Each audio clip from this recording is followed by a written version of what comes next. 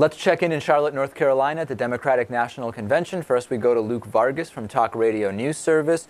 Luke, I've been hearing from other people on the ground there that the Republican presence at the DNC, both officially and unofficially, people there to rebut the Democratic message, so on and so forth, is way stronger than the Democratic presence in Tampa last week. Are you seeing the same thing?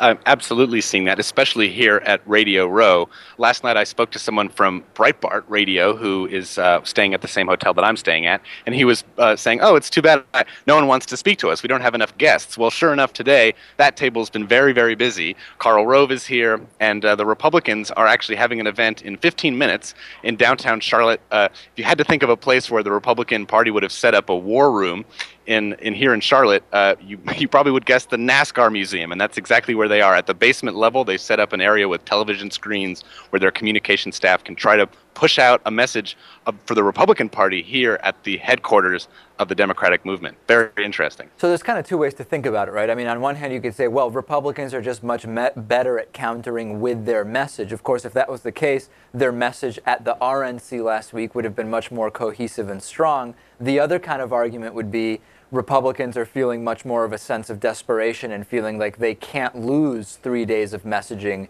to almost exclusively Democratic speakers during the DNC. I mean, what's your sense of which it is?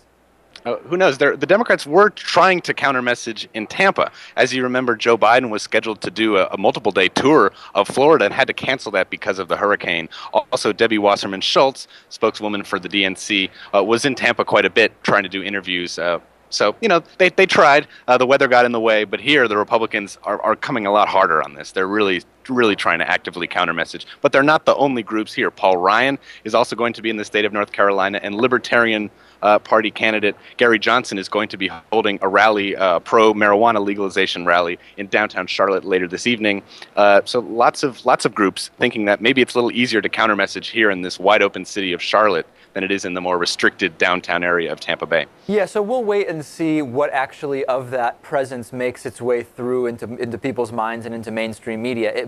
We'll just have to wait and see. The other thing I wanted to check in with you about is rumors starting mostly on conservative websites, understandably, that President Obama's Thursday night speech might have to be moved from the stadium into the main convention area. Of course, the reason that they would be citing would be you can't get enough, they're not able to get enough people. What's the reality of the rumor? Where does this stand? The rumor right now is really only being put forth by the Daily Mail and Drudge Report, so interpret that as you want. But there could be other excuses given for a potential change, including the weather, which last night, we had a really, really nice day yesterday.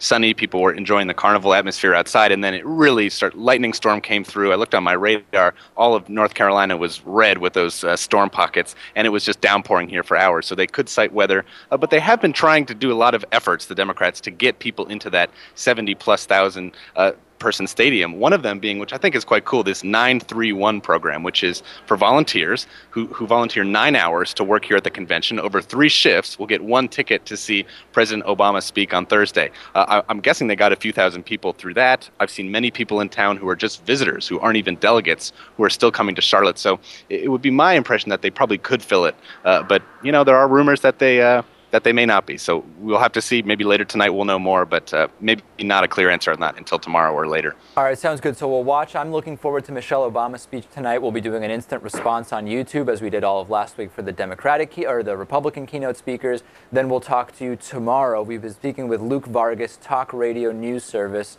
in Charlotte, North Carolina. Thanks, Luke. Take care.